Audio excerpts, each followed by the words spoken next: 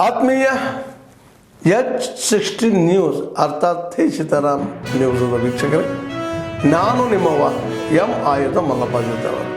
ತಾವು ಈಗ ಸುದ್ದಿಗಳ ಲೋಕಕ್ಕೆ ಎಂಟ್ರಿ ಹೊಡಿತಾ ಇದ್ದೀರಿ.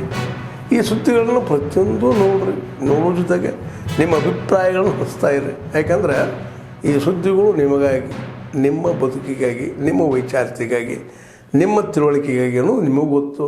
ಜೊತೆಗೆ ನಮಗೂ ನಿಮ್ಮೊಂದಿಗೆ ಇದೊಂದು ಮಾತಾಡುವಂಥ ಜೊತೆಗೆ ಸುದ್ದಿಗಳನ್ನು ಬಿಡುವಂಥ ಕೆಲಸ. ಈ ಕೆಲಸದಲ್ಲಿ ನಾವು ನಿಮ್ಮೊಂದಿಗಿದ್ದೀವಿ ಅಂತ ಹೇಳ್ತಾ ನೋಡ್ತಾ ಇರಿ ಸುದ್ದಿಗಳನ್ನು.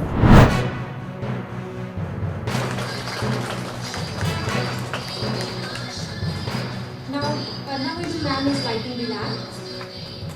Now Madhu Sundar man is lighting the lamp.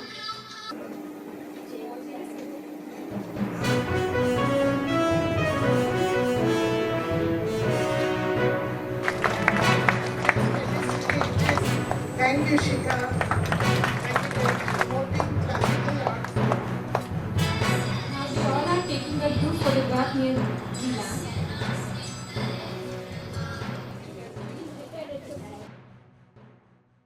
ನೋಡ್ತೀರಾ, ಆ ವಾಹಿನಿಯಲ್ಲಿ ಸಹಾಯಕ ನಿರ್ದೇಶಕರಾಗಿ ಸುದ್ದಿ ವಿಭಾಗದಲ್ಲಿ ಕೆಲಸ ಮಾಡ್ತಾ ಇದ್ದೀನಿ. ಬಹಳ ಸಂತೋಷ ಆಗುತ್ತೆ. ಡೆಲ್ಲಿಯಲ್ಲಿ ತರಬೇತಿ ಎಲ್ಲ ಮುಗಿಸ್ಕೊಂಡು ಬಂದು ನಮ್ಮ ಕರ್ನಾಟಕದಲ್ಲಿ, ಅದರಲ್ಲೂ ಬೆಂಗಳೂರಲ್ಲಿ ಮನೆಯಲ್ಲಿರೋಕ್ಕೆ ಅವಕಾಶ ಮತ್ತೆ ಕೆಲಸ ಮಾಡೋದಕ್ಕೆ ಅವಕಾಶ, ನಮ್ಮ ಚಂದನ ವಾಹಿನಿಯಲ್ಲಿ ಕೆಲಸ ಮಾಡೋದಕ್ಕೆ ಅವಕಾಶ ಸಿಕ್ಕಿದೆ. ತುಂಬಾ ಸಂತೋಷ ಆಗ್ತದೆ. ಇವತ್ತು ಕೂಡ ಇಲ್ಲಿ ಕಲ್ತಂತ ಆ ಕಂಪ್ಯೂಟರ್ ತರಬೇತಿ ಏನಿದೆ ಅದನ್ನ ಉಪಯೋಗಿಸ್ಕೊಂಡೇ ನಾನು ಕೆಲಸವನ್ನ ಮಾಡ್ತಾ ಇದ್ದೀನಿ. ಹಾಗಾಗಿ ನನಗಿವತ್ತು ಯಾರಾದ್ರೂ ವಿದ್ಯಾರ್ಥಿ ಒಬ್ರು ಕಾಲ್ ಮಾಡಿ, ಮೇಡಮ್ ನಾನು KPSC ಆಯ್ತು ಮತ್ತೆ UPSC ಓದ್ಬೇಕು, ಹೇಗೆ ಓದೋದು ಅಂತ ಹೇಳುವಾಗ ಫಸ್ಟ್ ನಾನು ಅವ್ರಿಗೆ ಕೇಳೋದು ನಿಮ್ಗೆ ಕಂಪ್ಯೂಟರ್ ಲಿಟ್ರಸಿ ಇದೆಯಾ ಅಂತ ಚಾಲೆಂಜ್. ಇಲ್ಲ ಅಂದ್ರೆ ಮಿತ್ರ ಜೊತೆಗೆ ಹೋಗಿ ಅದನ್ನ ಕಲ್ತ್ಕೊಳ್ಳಿ, ಆಮೇಲೆ ನಾನ್ ನಿಮ್ಗೆ ಏನು ಹೇಳ್ಬೇಕಾಗಿಲ್ಲ, ನಿಮ್ ದಾರಿ ನೀವೇ ಹೊಡ್ಕೊತೀರಾ ಅಂತ ಹೇಳಿ. My God, there is lot of changes. I have seen the life where visually impaired was having some different direction, but technology really made them a very big success, and they could be able to think and do so many things. I'm really happy. I am a big admirer of technology, and with the technology, wherever we can reach, I really feel that we can reach to the sky. ಈ ಕ್ರೀಡೆ ಇಷ್ಟಕ್ಕೆ ನಿಲ್ಲುವಂಥದ್ದಲ್ಲ. ಜಿಲ್ಲಾ ಮಟ್ಟದಲ್ಲಿ ಆಯ್ಕೆ ಆದವರು ರಾಜ್ಯ ಮಟ್ಟದಲ್ಲಿಯೂ ಹೋಗಿ ಪ್ರಶಸ್ತಿಗೆ ಭಾಜನರಾಗಿ ಪುರಸ್ಕಾರವನ್ನು ಪಡೆದುಕೊಳ್ಳಕ್ಕಂಥ ಒಂದು ಅವಕಾಶಗಳಿದೆ. ಆ ಒಂದು ದೃಷ್ಟಿಕೋನದಿಂದ ತಾವೆಲ್ಲರೂ ಕೇವಲ ಸಾಂಕೇತಿಕವಾಗಿ ಈ ಕ್ರೀಡೆಯಲ್ಲಿ ಭಾಗವಹಿಸದೆ ಅಲ್ಲದೆ ಮಾನಸಿಕವಾಗಿ ಸದೃಢತೆಯಿಂದ ಮತ್ತು ನಾವು ಈ ಕ್ರೀಡಾಕೂಟವನ್ನು ಅತ್ಯಂತ ಪ್ರಮಾಣವಚನ ಪಡೆದ ಹಾಗೆ ಯಶಸ್ವಿ ಮಾಡ್ತೀವಿ ಎಂಬ ಮನೋಭಾವದಿಂದ ತಾವೆಲ್ಲರೂ ಭಾಗಿಯಾಗಿ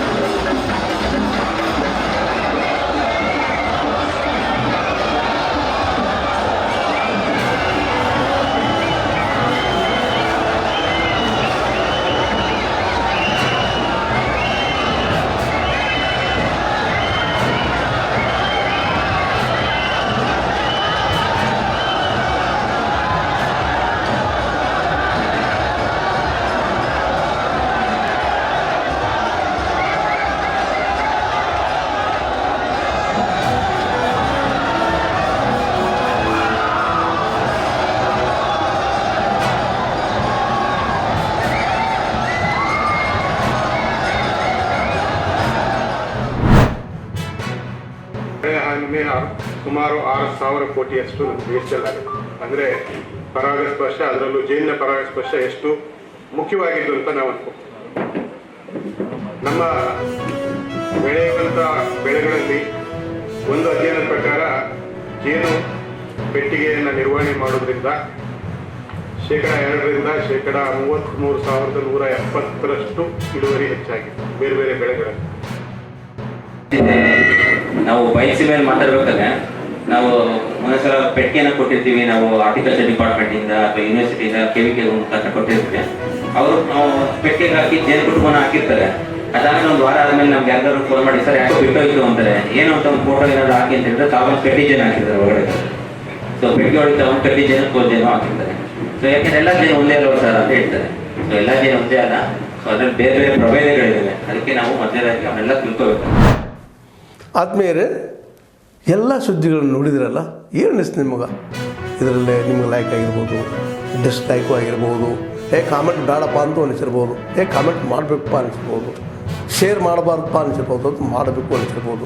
ಏನಾದರೂ ಆಗಲಿ ಶೇರ್ ಮಾಡ್ತಾಯಿರಿ, ಈ ನ್ಯೂಸ್ಗಳನ್ನ ಹಂಚ್ತಾ ಇರಿ, ಜೊತೆಗೆ ಇದಕ್ಕೆ ಸಬ್ಸ್ಕ್ರೈಬ್ ಆಗ್ತಾಯಿರಿ ಅಂತ ಹೇಳ್ತಾ H16 ನ್ಯೂಸ್ ಅರ್ಥಾತ್ ಹೇ ಸೀತಾರಾಮ್, ಇದು ಸತ್ಯದ ಕೈಗೆ ನಡಿ. ವಂದನೆಗಳು.